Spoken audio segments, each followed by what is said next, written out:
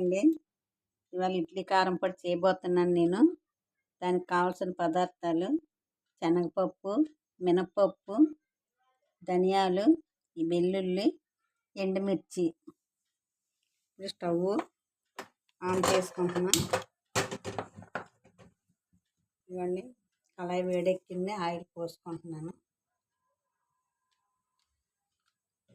ఇదిగోండి ఆయిల్ వేడెక్కింది. ఇంకా శనగపప్పు వేయాలి, మినపప్పు వేయాలి.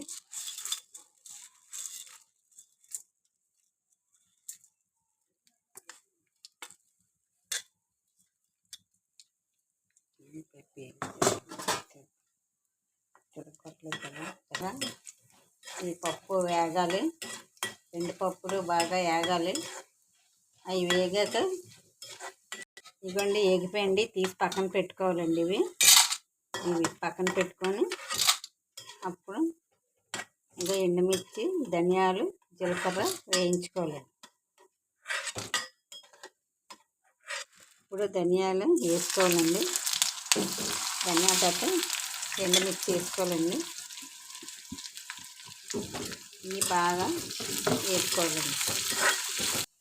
చూసారు కదండి, ఇవి వేగిపోయి ఇది తీసి పక్కన పెట్టుకోవాలండి. పక్కన పెట్టుకున్న తర్వాత అప్పుడు చల్లారాక మిక్సీ వేసుకోవాలండి.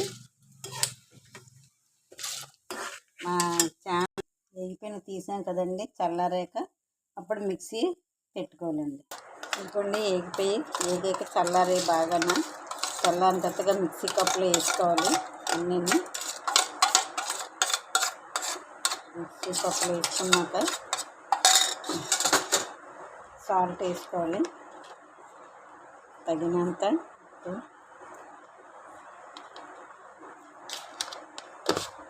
వెల్లుల్లిపాయలు వేసుకోవాలి. ఇప్పుడు మిక్సీ పట్టుకోవాలి. ఇది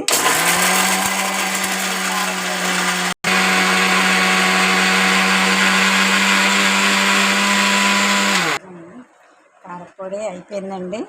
ఇది ఇడ్లీలోకి, దోశలోకి కూడా అవుతుందండి. ఇది